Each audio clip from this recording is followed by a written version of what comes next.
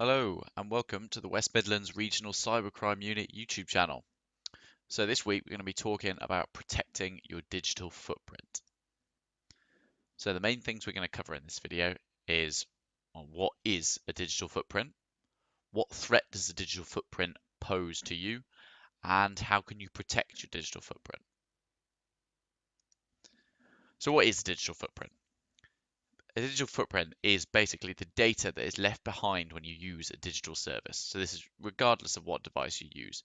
So basically everything you do online contributes to your digital footprint. But some examples of those areas would be emailing, shopping, social media, dating sites, banking, geolocation services. This is all contributing to your digital footprint. So there are two main ways that digital footprints are created. So this is passively and actively. So a passive footprint is created when your data is collected, typically without you being aware. So this could be search engines storing your history. An active footprint is when you voluntarily share information online. So this would occur anytime you post on social media or if you sign up to something. So why should you protect it? So it's really, really important to know that once something is shared online, it is there forever.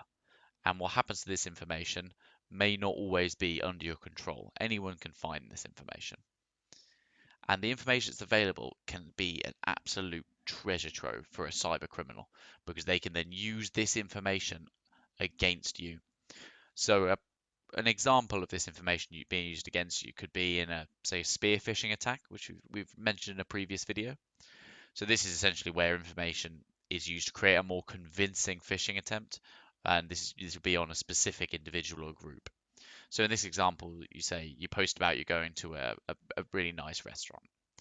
So an attacker can see this post and they might send you an email about your upcoming visit and they might offer you a deal and maybe get you to complete an attached form to get some kind of offer or freebie or something like that.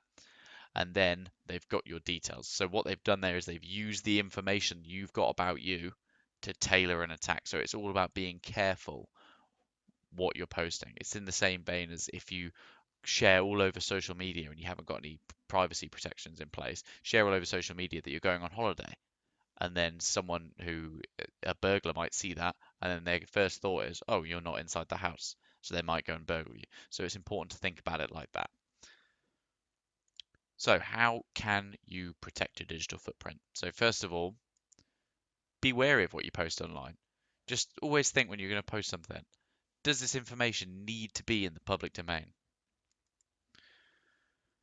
It's important to know what information can be found out about you online. So just do a really simple internet search just to find out what information can be found about you. You might find some stuff that you perhaps didn't realize existed in the public domain. And you can use this information to tighten your security. You should separate business information from personal information. You do not need to have personal contact details on business websites or vice versa. You should be trying to keep these two lives separate. And finally, make sure you've got privacy settings on all of your social media sites. So putting it private. Don't let everyone see everything about you. In social media, these site you can restrict access to your profile to say just friends and family.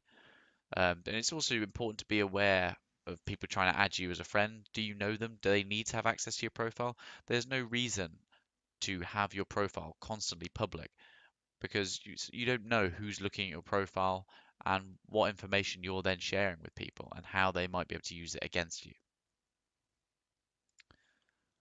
So thank you so much for watching this video on protecting your digital footprint. As always, for further guidance, please visit the NCSC website and also the CPNI website.